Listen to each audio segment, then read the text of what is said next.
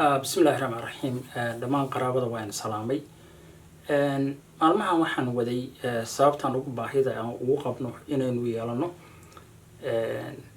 center aynu xuquuqdeena ku raasano iyo aynu horumarkeena kaga shaqeyno meeshan la yiraahdo Edmonton Alberta Canada ama ha noqoto Edmonton oo magaalo ahaan aan anigu hadda deganahay ama Alberta waa gobolkayaga ama Canada oo dhanba waa isku mid weeyaan marka advocacy timaado meel kasta xafiis kugu yaalo uu ka dacwoon kara hadaa duu cirifka magaalada ku yaalo example baan rabaa maanta inaan soo qaato sababta ay ku noqonayso inuu yahay muhiim inaynu yeelano arintaas iyadoo aysan ku xirnayn dad qofka tahay dhaqaalaha sameeysid inta wadanka joogtay whatever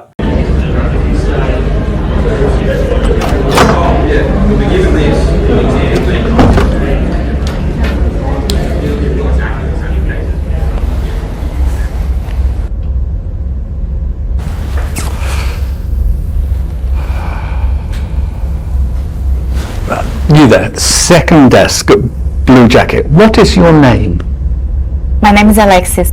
Alexis, please leave my lecture room. I don't want to see you at one of my lectures ever again. I don't understand.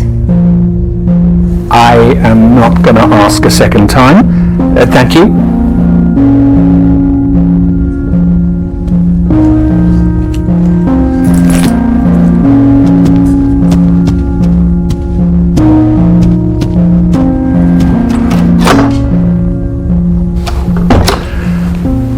Why are there laws? What are laws for? Anyone?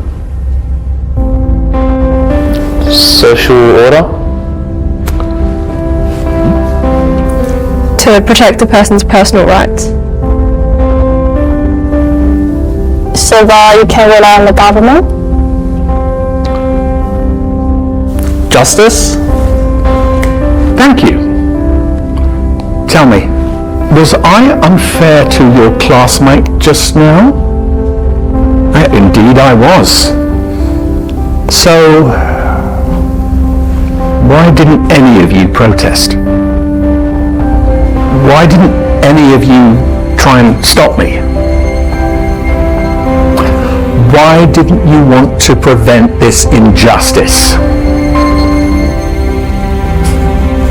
You see, what you have just learnt, you wouldn't have understood in 1,000 hours of lectures unless you lived it.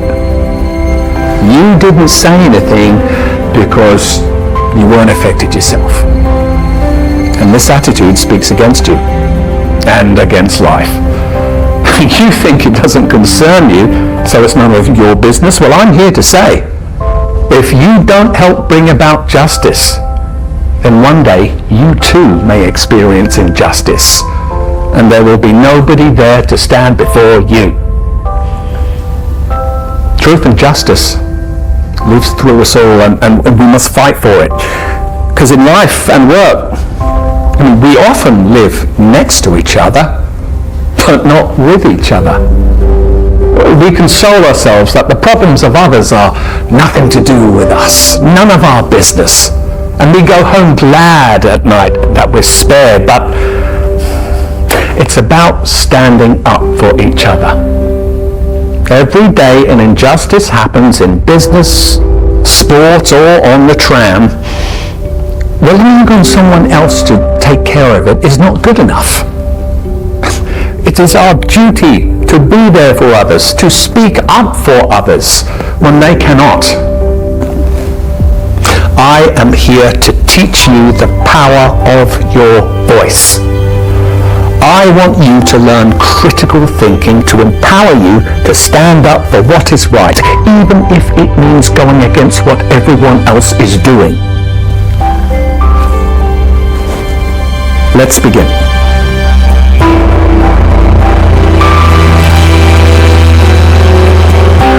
sida ka muuqata arintaas waxay ku tusaysaa example sababta ay muhiim u tahay in aynu yeelano meel aad anytime baa lagu xadgudbi karaa iyadoon cidna isweydiin hadda gabadhaas macallinku example bushay laakiin macallinkaas iyo waxa kaloo dhibta keena waxa way ardada inteeda kale kama aysan falcelin oo ma aysan dhihin war maxaad gabadha u maagaysaa waana taw ku maagay iyaga oo tusay dadkan waxay rabeen inay sharci bartaan so haddii justice aad ogolaadid in justice lagugu qof kale lagu sameeyo injustice waxaad ogolaatay adigana in lagugu sameeyo berri bay ku qabsanaysaa marka qasab weeyaan inaad ka hortagtaa cadaalad darrada waana arrin weyn annaga Soomaalida badanaaba nagu weyn waan rabnaa inaynu garanno qofka haddii lagu xadgudbo waa inaad tiraahdaa no sababtoo ah wadanka markii naasigu ka dhacay Germany ninbaa wuxuu yiri they come for hebel qolay soo yimaadeen